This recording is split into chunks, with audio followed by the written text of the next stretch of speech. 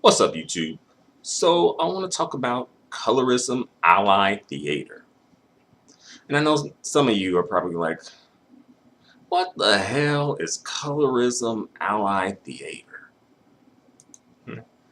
What is your waffle colored ass complaining about now? Right? For those of you who are wondering what colorism ally theater is, let me explain. All right. Colorism ally theater is the act, but not the action, of being an ally as it relates to colorism, right? Again, it's an act, it's a masquerade. People are telling you what you want to hear, but when it comes down to actual colorism allyship, that's where it ends. The people are all of a sudden they missing in action. They have excuses and justifications. They deflect. They project. It's always some excuse, right? And honestly, this isn't unique to colorism. Also, this applies with racism and also just any ally like situation in general, too.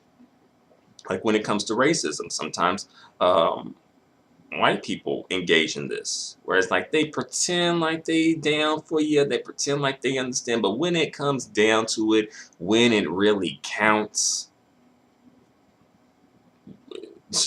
they gone. Where they at, right? And in some situations, when it comes to colorism, that's what happens. By the way, I know some people are going to try and come for me in the comment section, accusing me of engaging in colorism ally theater. All right. And at this point, I welcome a call out. So pop off in the comment section if you wish. All right. But, as for me specifically, I don't refer to myself as a colorism ally. It doesn't necessarily mean that I'm not an ally against colorism. I just don't get caught up in the titles and the semantics, though, right? After all, actions do speak louder than words. Also, the people who you are an ally for should be the ones to make that call, right? They should be the ones to decide if you are an ally or not. Because honestly, in a way, it's like low-key a flex of privilege in itself to just say, I'm an ally, you know? It's kind of like a white person saying that. It's like, well, I think we have to like decide that for ourselves as a group or whatever first. But next, I want to talk about or get into this next part. So some of you probably are thinking, okay, why would somebody engage in this type of act or masquerade? Why would someone pretend to be an ally? You know? As I mentioned before, colorism survives and thrives covertly, not overtly. Okay?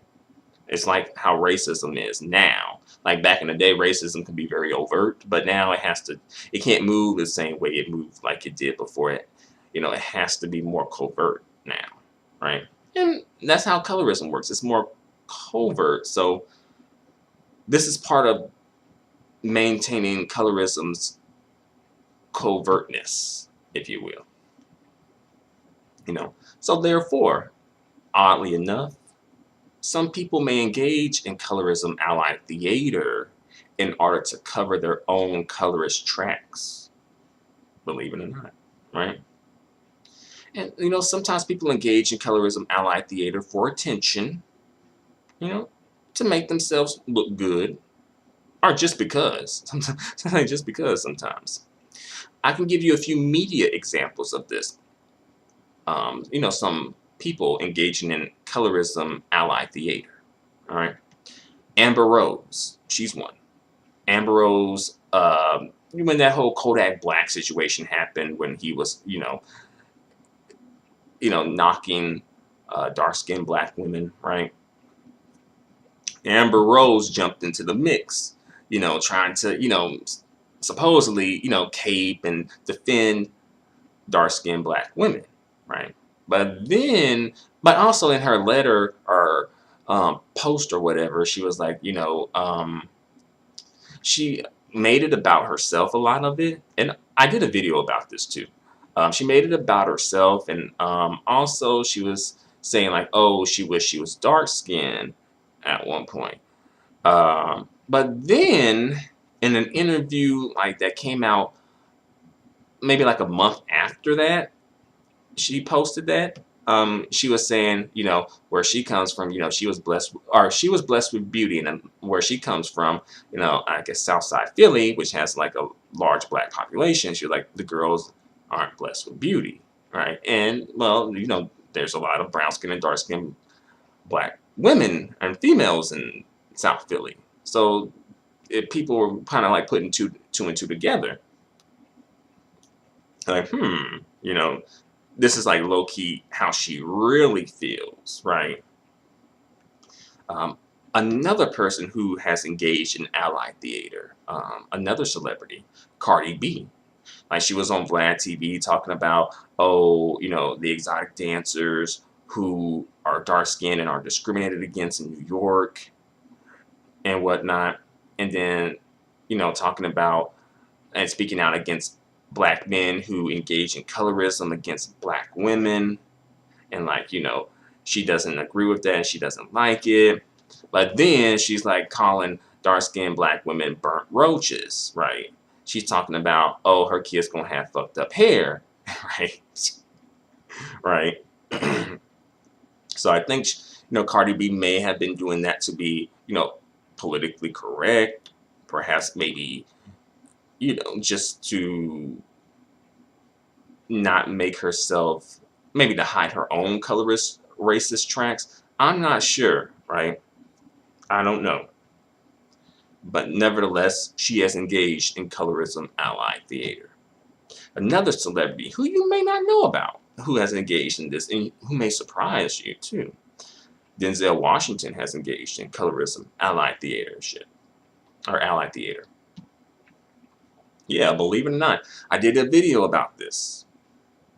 But Denzel Washington, like in one interview some years ago, he was saying like, it's tough out there for the dark-skinned females trying to get into the industry. You have to really come with your talent, and you really have to work hard, and it's not fair. Then in the next few years after that interview, he was like, well, basically downplaying colorism and saying that basically dark-skinned and brown-skinned women need to work harder, and need to be talented. And almost saying as if, putting it and framing it as if dark-skinned black women aren't, like, the reason that they aren't getting shine is because of a lack of talent, which I don't personally believe that to be true. And again, the receipts are out there. Go look for yourself. All right. But honestly, though, Denzel Washington, he's in like a great place to be able to advocate and speak up for dark-skinned women. To be able to say, hey, where's the dark-skinned women on set at? I want to see more dark-skinned sisters on set, right? But I don't think he's using his platform to do that.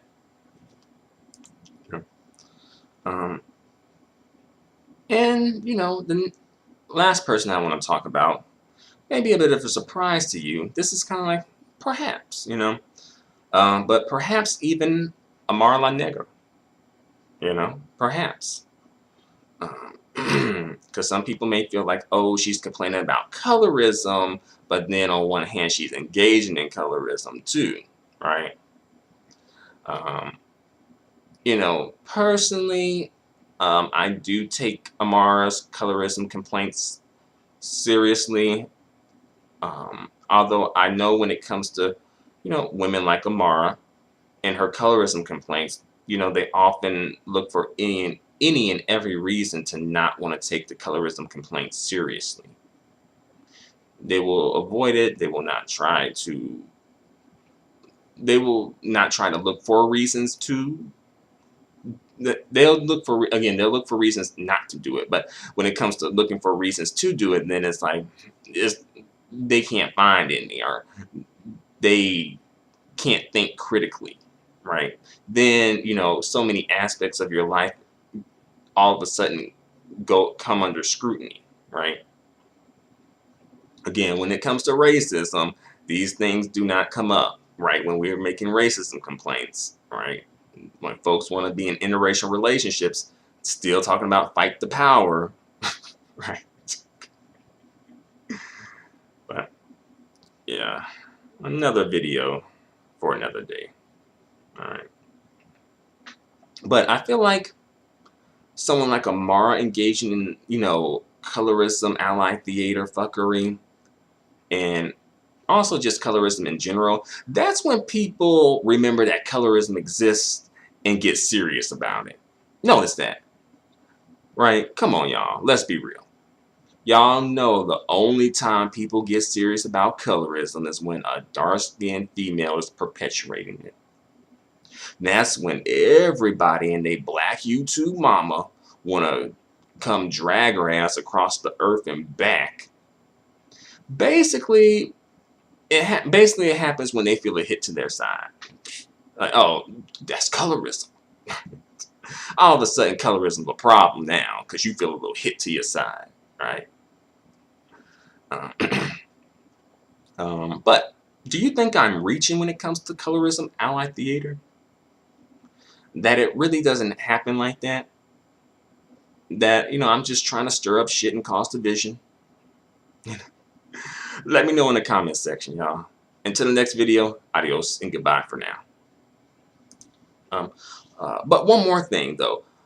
Even on, like, the comment sections on YouTube, I noticed that when it comes to some users posting comments, sometimes they post comments pretending like they down for the dark-skinned sisters. But then on, like, some other folks' videos, then they, like, saying some low-key fucked up shit, too. Like, I can't be the only one who... Am I the only one who noticed this? Am I just imagining things? I see that happening. You know, I do.